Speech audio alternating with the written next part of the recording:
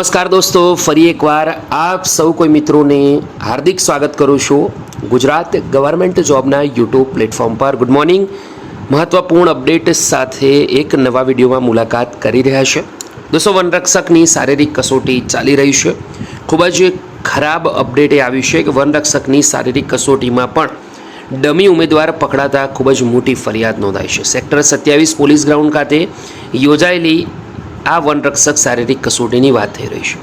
ચલો ડિટેલમાં સમજીએ તો ગાંધીનગર શહેરના સેક્ટર 27 પોલીસ ભવન ખાતે ફોરેસ્ટ ગાર્ડની જે શારીરિક કસોટી લેવાઈ હતી તેમાં મિત્રની જગ્યાએ પરીક્ષા આપવા આવેલો ડમી ઉમેદવાર ઝડપાયો। વિભાગ દ્વારા બાયોમેટ્રિક હાજરી પૂરવા આવેલા આ ભાંડો ફૂટ્યો હતો, જેના કારણે બાબતે પોલીસને જાણ કરવામાં આવી હતી અને બંને સામે ગુનો દાખલ કરવામાં આવ્યો છે।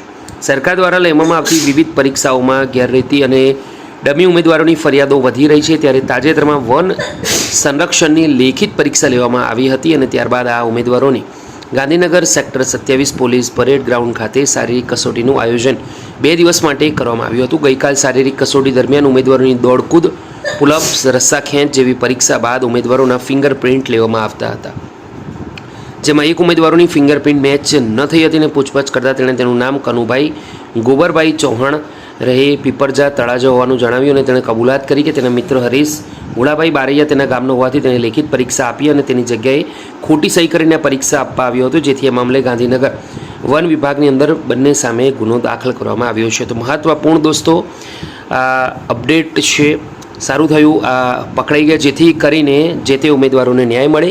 મહત્વપૂર્ણ અપડેટ છે। તમને પણ જો આ વિડીયો અપડેટ ગમી હોય તો લાઈક એકવાર જરૂરથી કરજો। વિડીયો ફરીવાર મળીશું, ત્યાં સુધી ગુડ બાય, ટેક કેર।